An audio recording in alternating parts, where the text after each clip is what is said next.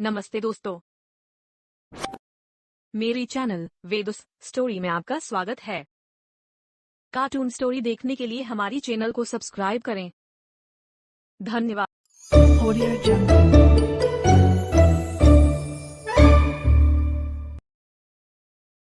रेहाना और रवि की शादी के बाद रवि के पास कुछ नहीं था। रेहाना, तुमने मुझसे शादी करके एहसान किया है। मुझसे ज्यादा तो तुम कमाती हो। अरे तो क्या हुआ, एक दिन आएगा रवि कि तुम खूब पैसा कमाओगे।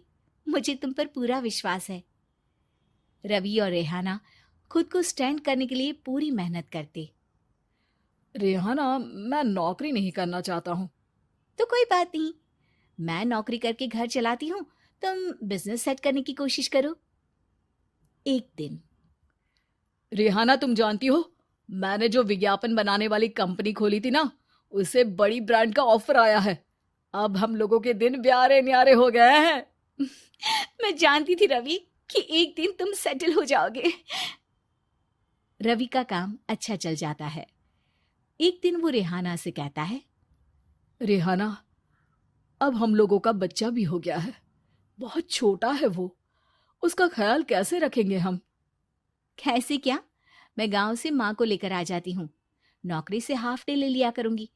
अभी तो वो छोटा है, स्कूल जाने तक मैं मैनेज कर लूंगी। देखो रेहाना, मैं अब अच्छा कमा रहा हूँ। तुमको नौकरी करके परेशान होने की कोई जरूरत नहीं है। अरे कैसी बात कर रहे हैं, मैं अपनी लगी लगाई नौकरी कैसे छोड़ दूं? और मैंने तो सुना है हम लोगों को कुछ ही महीनों में सरकारी नौकरी मिल जाएगी। सरकारी नौकरी में कितना कमा लोगी? उतने में तो मैं ड्राइवर रख लूंगा। रेहाना को रवि की बात का थोड़ा बुरा तो लगता है। कम से कम मेरी नौकरी की इतनी बेइज्जती मत करो। भूल गए, इसी नौकरी के बदौलत तुमने अपना बिजनेस खड़ा किया है। अरे वो तो मैं किसी के भरोसे भी कर लेता। देखो, अपने बच्चे को संभालो, घर का काम करो। अब बाहर जाती तुम अच्छी नहीं लगती हो। रेहाना रवि के कहने पर नौकरी तो छोड़ देती है, लेकिन अब बड़े से घर में उसकी कीमत किसी नौकर से कम नहीं होती। एक दिन रवि का दोस्त आता है। भाभी, हम लोग तो आपको तब से जानते हैं जब से आप लोग शादी होकर इस शहर में आए थे। आपकी बदौलत ही सारा बिजनेस खड़ा हुआ है। ये किस्मत तो आप ही की है भाभी। हाँ हाँ भाई, हमारी मेहनत तो कुछ है ही नहीं। अरे होगी, लेकिन भाभी की किस्मत के आगे कुछ नहीं। दोस्त वहां से चला जाता है, लेकिन रवि का गुस्सा सातवें आसमान में होता है। देखा कैसे बोल रहा था? अरे बिल्कुल अच्छा आदमी नहीं है ये। कैसी बात कर रहे हैं आप? प्रशांत भैया तो बहुत अच्छे इंसान है रवि। कैसे उन्होंने हमारे मुश्किल वक्त में हमारा साथ दिया था। अरे था पैसा तो साथ दिया, नहीं तो कौन पूछता है? रवि का व्यवहार पैसा आते ही अलग हो गया। वो बंदे को बंदा नहीं समझता। घमंड से घिरे रवि ने तो एक दिन हद ही कर दी। रेहाना, मैं अब तुम्हारे साथ नहीं रह सकता हूँ। क्या क्या बकवास कर रहे हो रवि? क्या कहना चाहते हो? और क्यों नहीं रह सकते तुम मेरे साथ? देखो, मुझे कोई और पसंद है और उसने साथ रहने पर बस यही शर्त रखी है कि मुझे तुम्हें तलाक देना होगा। रेहाना, जो कि एक स्वावलंबी महिला थी, उसने बिना देर किए रवि को कह दिया, कोई इश्यू नहीं, मुझे पैकिंग में 4 दिन का वक्त लगेगा, लेकिन तब तक मैं तुम्हारे साथ नहीं रहूंगी।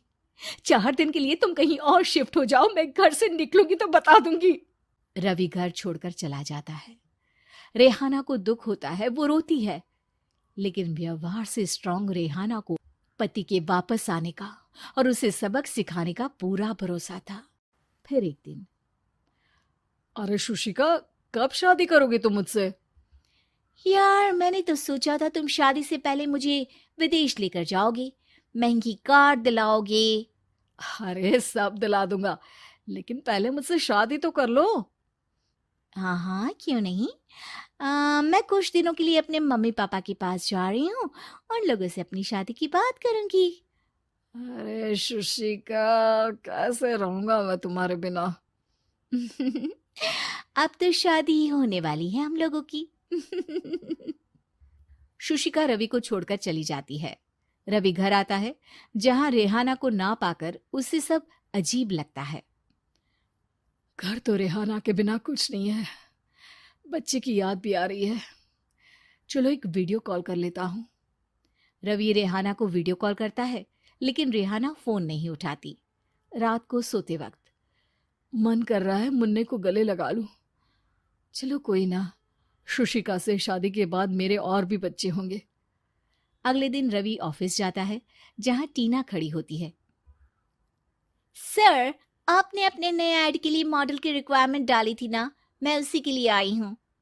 रवि टीना को देखकर खुश हो जाता है। अब शादी हो गई है तुम्हारी? नहीं सर, बस अच्छा सा हैंडसम और अमीर लड़का देख रहे हैं मेरे मम्मी पापा।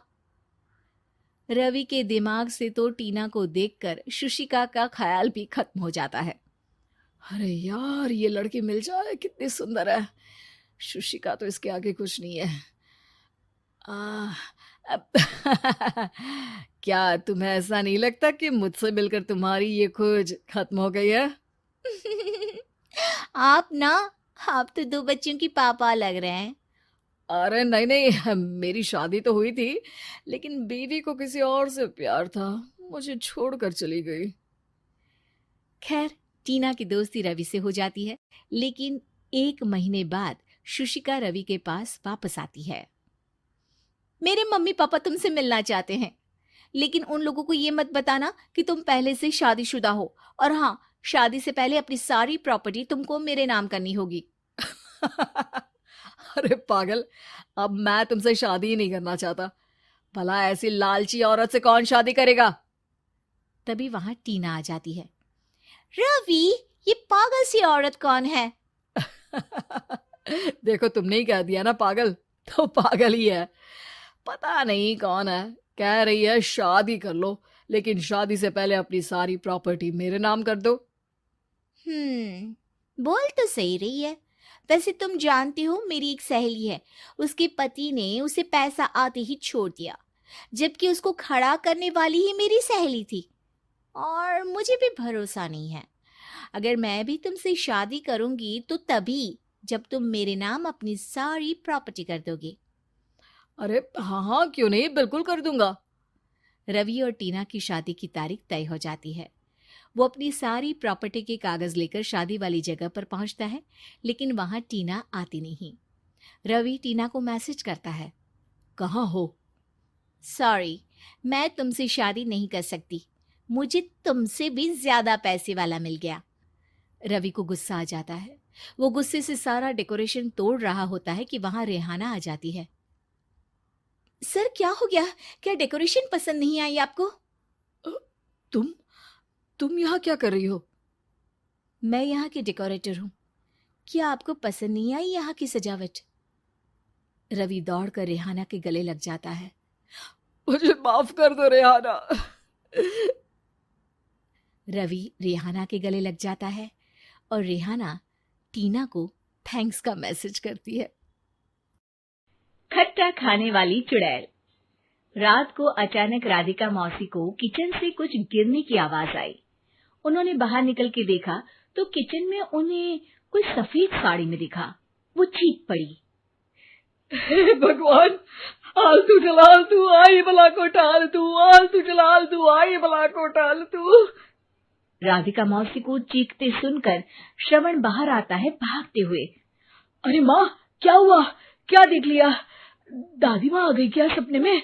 अरे बेटा, रसोड़े में देख तो कौन है? श्रवण रसोड़े में झांक कर देखता है और उसे कोई नहीं दिखता अंदर। अब रसोड़े में तो कोई नहीं है माँ। कोई सफेद साड़ी में नहीं है क्या? नहीं माँ, कोई भी नहीं है। चिल्लम चिल्ली की आवाज सुनकर काजल भी वहां आ जाती है। अब क्या हो गया माँ जी? अरे बेटा, रसोड़े में एक चुड़ैल थी सफेद साड़ी में। अरे क्या कर रही थी वो अंदर? अरे बताया नहीं, कल आएगी ना तो पूछ लूंगी। चुड़ैल जी, आपका क्या प्लान है? माँ जी, रात बहुत हो गई है, आपने कोई बुरा सपना देखा होगा, चलिए सो जाइए। राधिका मौसी सोने तो चली जाती है, पर उनको रात भर नींद ही नहीं आती।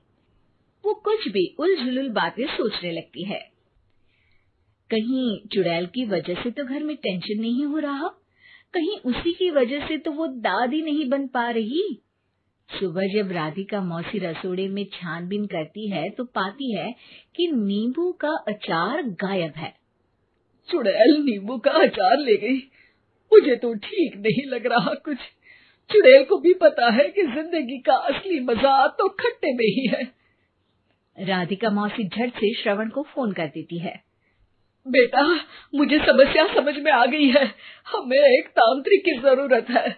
अरे क्या बोल रही हो माँ, तांत्रिक की क्या जरूरत है? आप पूजा पाठ तो कर ही रही हो ना। आलतू जलालतू मंत्र सारे फालतू जैसे कुछ मंत्र पढ़ो, चली जाएगी अपने आप चुड़ैल। अरे नहीं बेटा, कभी चुड़ैल को कम नहीं समझते।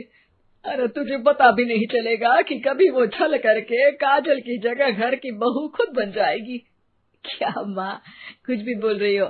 कहाँ काजल और कहाँ चुड़ैल। वैसे एक बात बताओ, काजल को अगर गाने के लिए बोल देना तो चुड़ैल काजल की आवाज सुनकर घर तो क्या धरती लोग छोड़कर चली जाएगी। तुम ना पढ़े लिखे बच्चे हर चीज को मजाक समझते हो। तुम रहने दो, मैं खुद ही तांत्रिक को बुला लेती हूँ। अच्छा सुन, शाम को इमली लेके आना। क्या है कि चटनी खाए बहुत दिन हो गए है ना। नहीं माँ, इमली तांत्रिक से ही मंगवा लो ना, आटा वगैरह भी उसी से पिसवा लेना। देखो मुझे काम करना है। श्रवण रात को कई तरह की सब्जियों के साथ माँ के कहने पे चटनी के लिए इमली भी ले आया था, लेकिन राधिका मौसी के दिमाग में अलग ही फिल्म चल रही थी।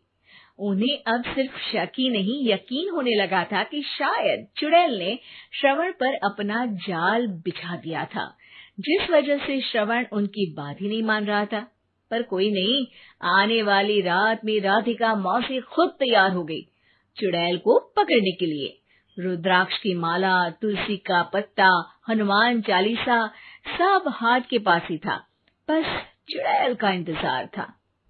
और जैसा राधिका मौसी ने सोचा था वैसा ही हुआ। वो चुड़ैल उस रात भी आई, पर वो राधिका मौसी से तेज निकली और राधिका मौसी के उससे पकड़ने के पहले ही वो भाग खड़ी हुई।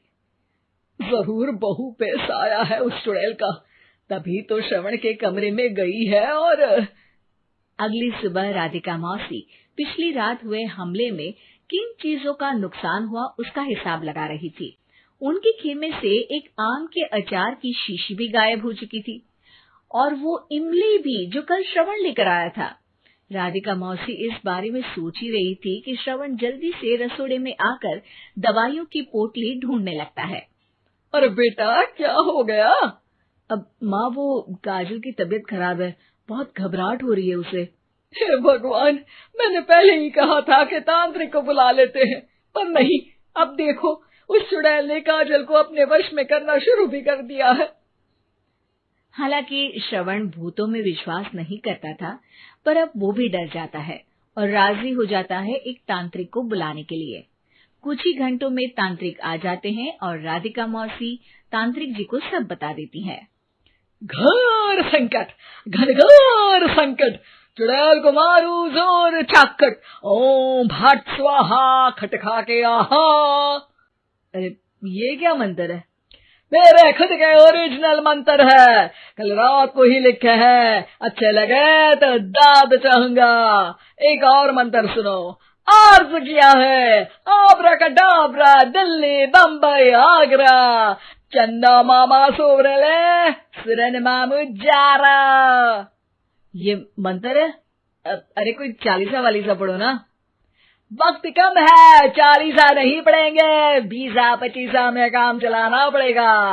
अलग निरंजन जाके लंदन, मुफ्त का मंजान घिस मेरे नंदन।